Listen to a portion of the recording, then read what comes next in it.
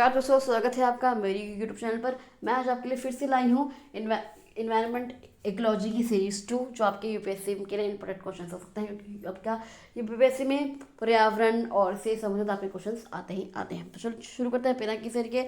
पहला क्वेश्चन है, national green tribunal NGT की स्थापना किस वर्ष में हुई? किसकी एनजीटी की स्थापना किस वर्ष में हुई? तो वो हुई आपकी 2010 में। कब? 2010 में। कब और कौन सी डेट को हुई थी? 18 अक्टूबर 2010 में हुई थी आपकी एनजीटी की स्थापना। इसकी स्थापना राष्ट्रीय हरित अधिकरण अधिनियम, कौन सा?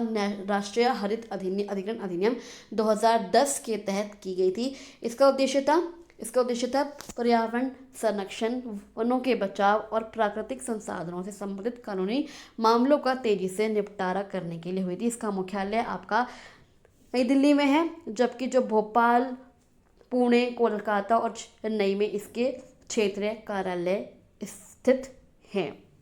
भारत दुनिया का तीसरा देश बना जिसने इस तरह का एक विशेष पर्यावरण न्यायाधिकरण बनाया है। और कहाँ कहाँ है ये?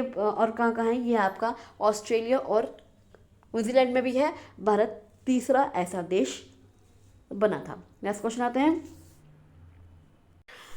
पॉल्यूटर पेस प्रिंसिपल क्या है?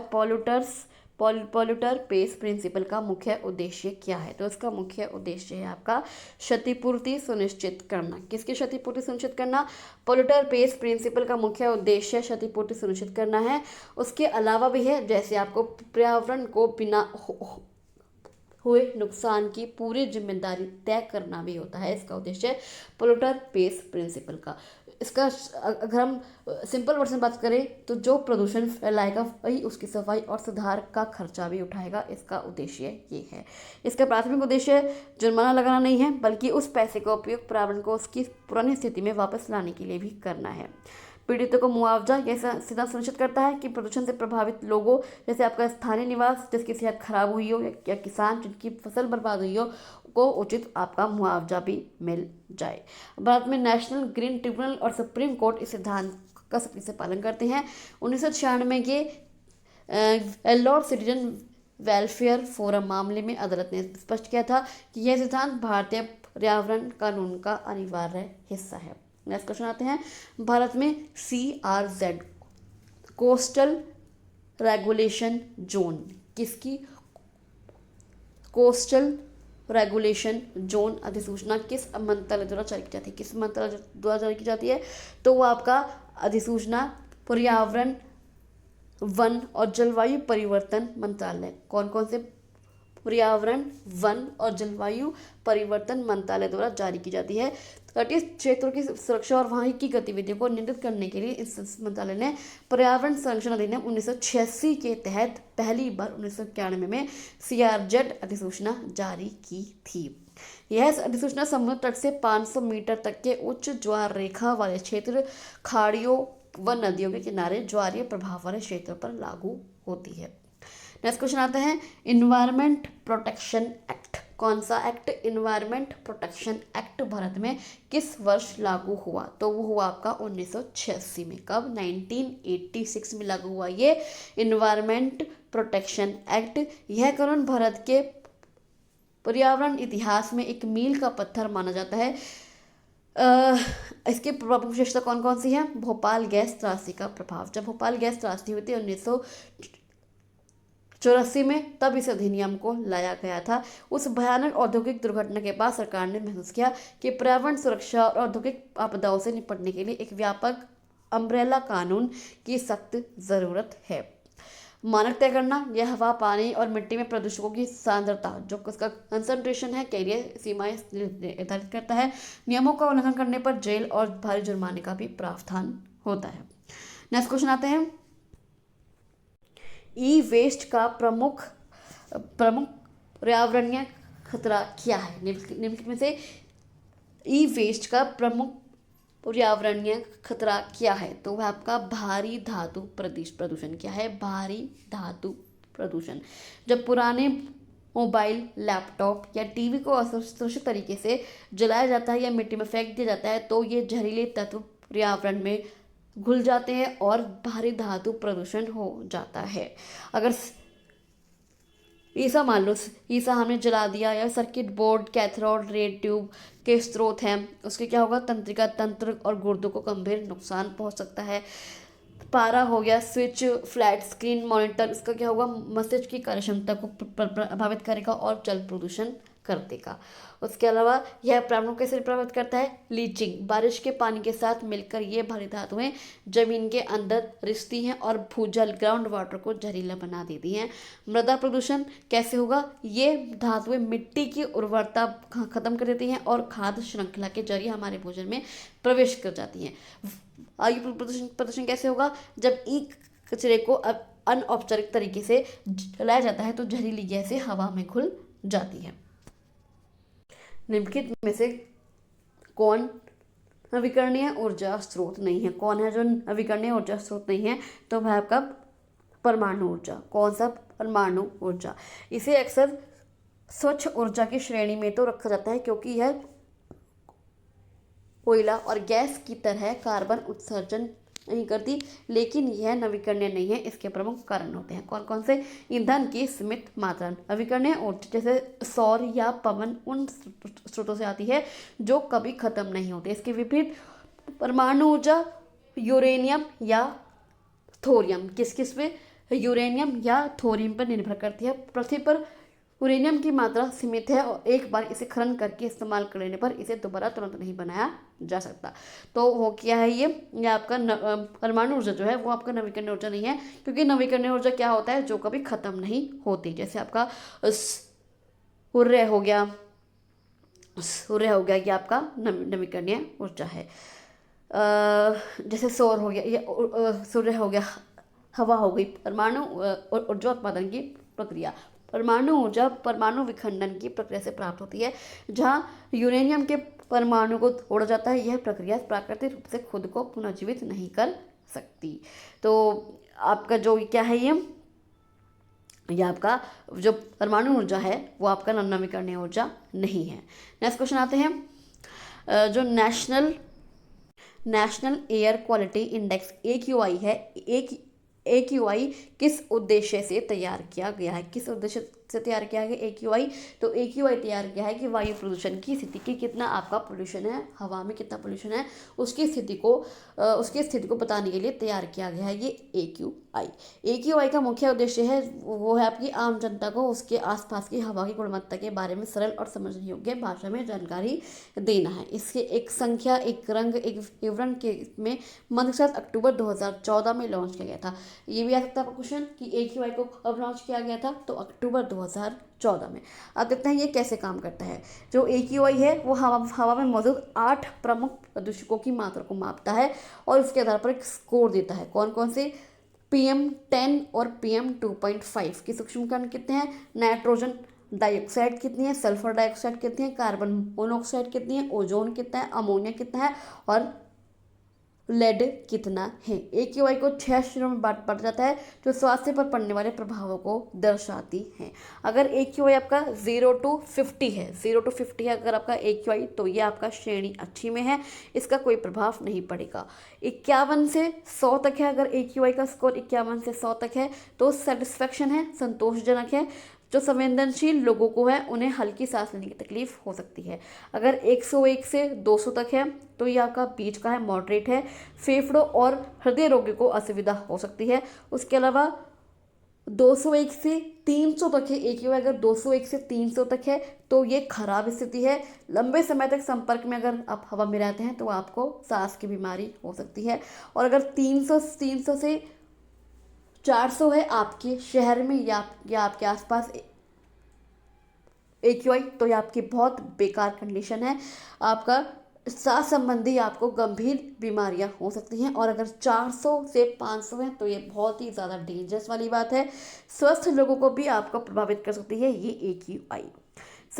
जिससे सार्वजनिक जागरूकता बढ़ेगी, जटिल वैज्ञानिक आंकड़ों को एक सरल नंबर में बदलकर लोगों को बताना कि बाहर निकलना सुरक्षित है या फिर नहीं।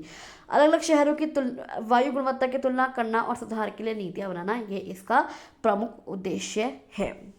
नेक्स्ट क्वेश्चन आते हैं आपका प्लास्टिक वेस्ट मैनेजमेंट रूल्स। कौन से rules, plastic waste management rules की प्लास्टिक मत यूज़ करो। पहली बार भारत में कब लागू हुए, तो वो आपके लागू हुए थे 2011 में। कब? 2011 में। हालांकि इससे पहले 1999 में पुनः चक्रित प्लास्टिक निर्माण और उपयोग नियम मौजूद थे, लेकिन एक व्यापक ढांचे के रूप में 2011 के नियमों ने ही प्लास्टिक कचरे के प्रबंधन की नींव रखी। प्लास्टिक के उपयोग पर शुरुआती नियम आपका 1999 पर ध्यान दिया गया, केवल कैरी बैग यूज़ किया जाए। 2011 में plastic waste management and handling rules आपके बनाए गए। 2016 में इन नियमों को और कड़ा बनाया गया और इसका नाम रख दिया गया प्लास्टिक वेस्ट मैनेजमेंट रूल 2016। और 2021 और 22 में सिंगल यूज़ प्लास्टिक पर आपका बैन लग गया कि पन्नियाँ आपकी बैन है। नेक्स्ट क्वेश्चन आते हैं, निम्नलिखित में से प्राथमिक प्रदूषण कौन सा है? निम्नलिखित में से प्राथमिक प्रदूषण कौन सा है? तो है आपका सल्फर डाइऑक्साइड। कौन सा? Sulphur dioxide. पर्यावरण विज्ञान में प्रदूषकों को दो मुख्य श्रेणी में बांटा जाता है। पहली है आपकी और SO2 पहली श्रेणी में आता है, जो आपका सल्फर डाइऑक्साइड है, क्योंकि यह अपने स्रोत से सीधे उसी रूप में उत्सर्जित होता है जिस रूप में यह हवा में पाया जाता है। कौन कौन से इसके मुख्य स्रोत हैं? कोयले से चलने वाली बिजली संपत्ति, जो कोयले से चलने वाली जो बिजली संयंत्र है उनसे ही पैदा होता है। पेट्रोलियम रिफाइनरी, धातु लाने वाले उद्योग और ज्वालामुखी विस्फोट। अगर हम उसके प्रभाव की बात करें सल्फर डाइऑक्साइड की, तो यह जो श्वसन तंत्र को प्रभावित करता है, जिससे अस्थमा और ब्रोंकाइटिस जैसी समस्याएं हो सकती हैं। अम्ल वर्षा के माध्यम से यह मिट्टी की उर्वरता कम करता है और ऐतिहासिक इमारतों के पत्थरों को नुकसान पहुंचा सकता है। यह हवा में महीन कण बनकर धुंध भी पैदा करता है।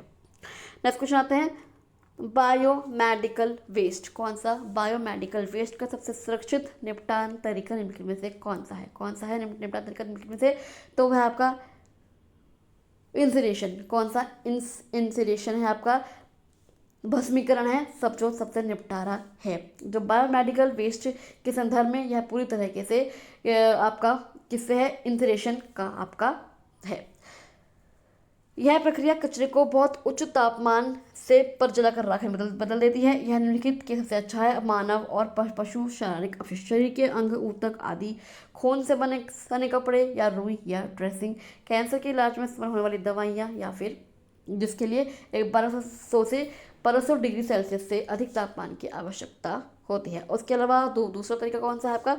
दूसरा तरीका है आपका जैसे ऑटोक्लेविंग भी है, केमिकल